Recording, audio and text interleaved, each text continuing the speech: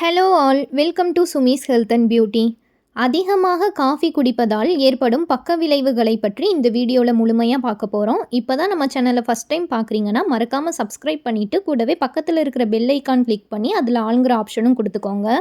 நிறைய பேருக்கு காலையில் எழுந்தவுடன் காஃபி குடிக்கும் பழக்கம் உள்ளது. ஆனால் காலையில் எழுந்தவுடன் காஃபி குடிக்கவே கூடாது. 2020ஆம் ஆண்டில் இத்தாலிய காஃபி பிராண்ட் ஒன்று எடுத்த கணக்கெடுப்பின்படி உலகில் 94% பேர் தங்களுடைய நாளை காஃபியை குடித்து தொடங்குகிறார்கள் என்றும் அதில் 50% பேர் அதற்கு அடிமையாக இருக்கிறார்கள் என்றும் கண்டறிந்துள்ளனர். ஒரு நாளைக்கு 3 கப்புக்கு மேல் காஃபி உட்கொள்ளக்கூடாது. இது உடலில் மோசமான விளைவை ஏற்படுத்தும். காஃபியில் இருக்கும் கேஃபின் உடலுக்கு உடனடி எனர்ஜி கொடுக்கிறது. இதனால் தான் இதை பருகியதும் நாம் சுறுசுறுப்பாக உணர்கிறோம். இந்த caffeine chocolate, cola, energy drinks, tea போன்றவற்றிலும் காணப்படுகிறது. அதிகமாக காஃபி பருகுவதால் உடல் ஆரோக்கியத்தில் ஏற்படும் பாதிப்புகளை பற்றி பார்க்கலாம்.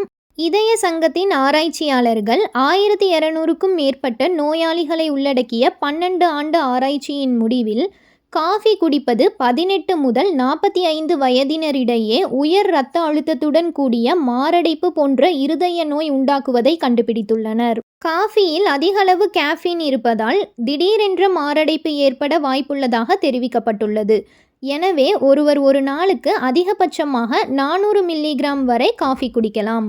ஒரு ஆய்வின்படி தம்பதிகள் அதிகமாக காஃபி குடிப்பதனால் பெண்களிடையே கருச்சிதைவு ஏற்படுவதற்கான வாய்ப்பு அதிகமாக உள்ளது. குறிப்பாக கருத்தரிக்கும் நேரத்தில் கர்ப்பத்தின் முதல் 7 வாரங்களில் 2 கப் காஃபிக்கு மேல் குடித்தால் கருச்சிதைவிற்கு வழிவகுக்கும் என்று ஆராய்ச்சி தெரிவிக்கிறது.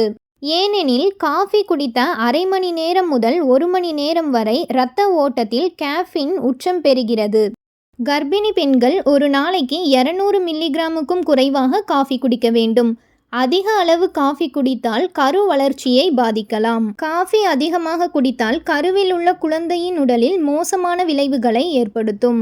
காலையில் வெறும் வயிற்றில் 1 கப் ஸ்ட்ராங் காஃபியை குடிப்பதால் உங்கள் இரத்த சர்க்கரை அளவை ஆபத்தான அளவுக்கு உயர்த்தக்கூடும். ஒரு நாளைக்கு 400 மில்லிகிராமிற்கு மேல் காஃபி எடுத்துக்கொண்டால் உடலில் நடுக்கம் போன்ற பிரச்சனைகளும் ஏற்படும். காஃபி அருந்துவது தூக்கமின்மை தொடர்பான பல பிரச்சனைகளை ஏற்படுத்தும். ஒரு நாளைக்கு 3 கப் காஃபிக்கு மேல் குடிப்பவர்களுக்கு தூக்கம் குறைவாக இருப்பதாக சமீபத்திய ஆய்வில் தெரிய வந்துள்ளது.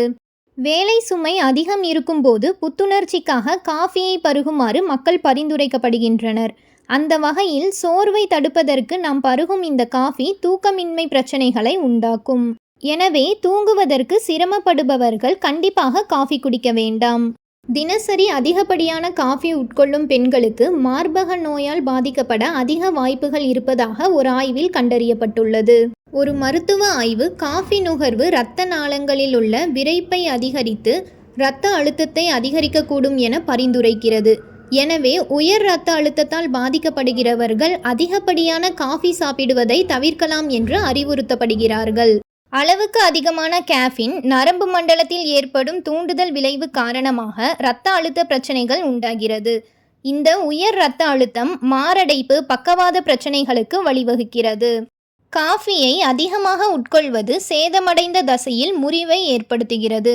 இந்த சேதமடைந்த தசைகள் இரத்த ஓட்டத்தில் நுழைந்து கடுமையான பாதிப்பை ஏற்படுத்தும்.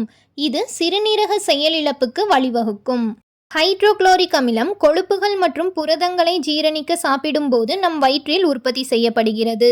நாம் வெறும் வயிற்றில் காஃபி குடித்தால் HCl-இன் அதிகப்படியான உற்பத்தி புரத செரிமானத்தை பாதிக்கிறது. இது வீக்கம் மற்றும் வாயு போன்ற பல பிரச்சனைகளுக்கு வழிவகுக்கிறது. காஃபியில் சில நன்மைகள் இருந்தாலும் ஒன்றை அளவுக்கு அதிகமாகவோ அல்லது தவறான நேரங்களிலோ எடுத்துக்கொண்டால் அவை எவ்வளவு நல்லதாக இருந்தாலும் நன்மைகளுக்கு பதிலாக நாம் பெறுவது பக்க விளைவுகளை மட்டுமே.